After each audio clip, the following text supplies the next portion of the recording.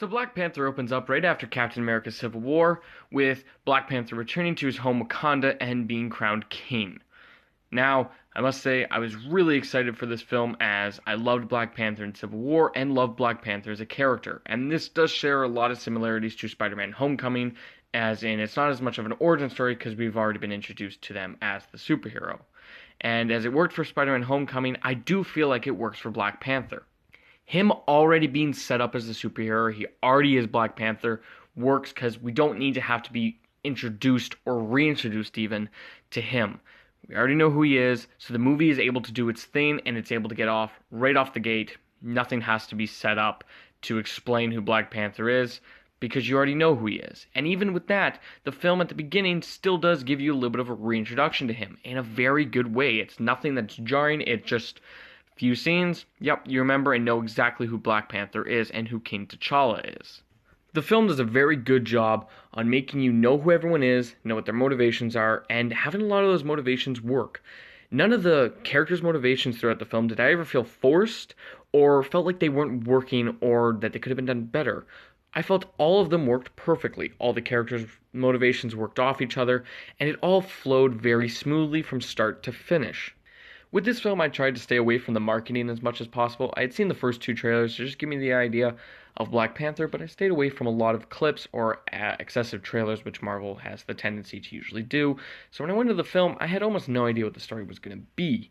And as much as I like this story, I have to admit it is a story we have seen so many times before. The story is nothing new and is at times a bit redundant.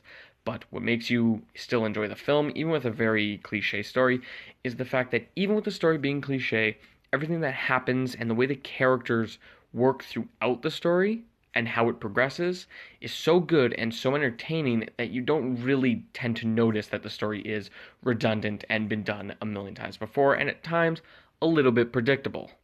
And that's where I feel like the biggest weakness with this film comes. There's not a lot of tension because with the Infinity War trailer already being released, we already know Black Panther's in the next film. He's king still.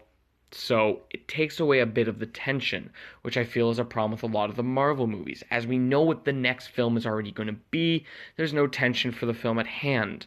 I know everything's going to be fine because I know the next movie's coming. I've seen the trailer for it. And I feel like that's a bit of a drag here, same as I feel like it was in Homecoming and Civil War. It still applies here. But here it's a bit less noticeable at times because you're so invested in the story at hand and the characters that it still works as its own film, regardless of the fact that it can be predictable and at times a bit redundant in the story area.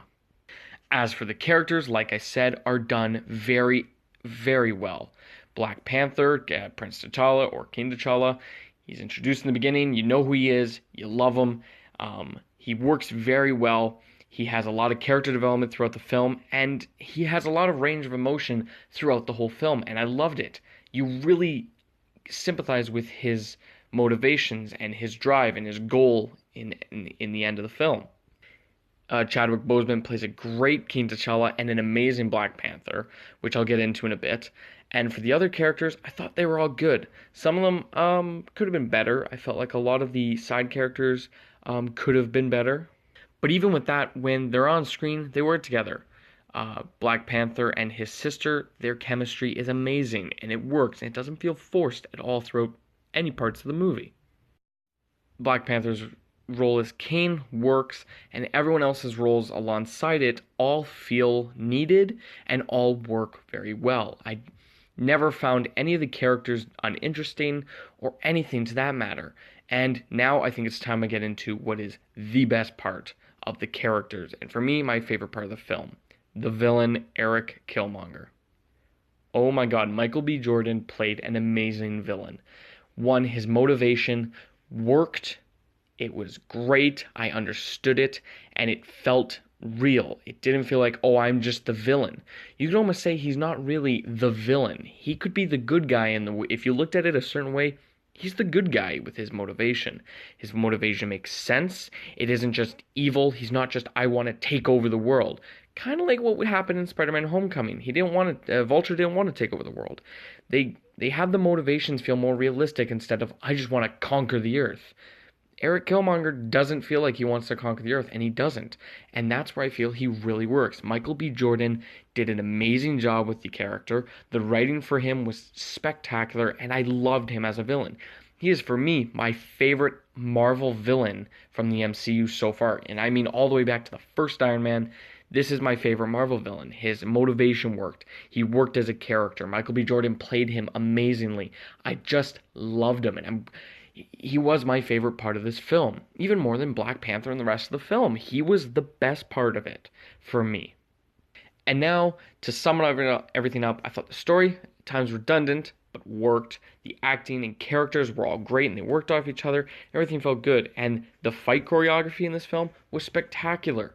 All the fights just felt brutal and it was amazing. I was on the edge of my seat. It was awesome.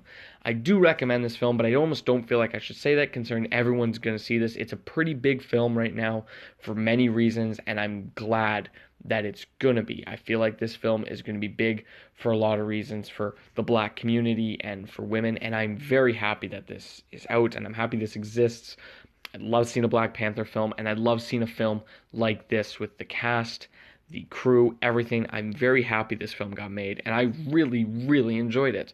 I do recommend seeing it. I'm probably definitely going to see it again a few more times because it was very good. It's entertaining.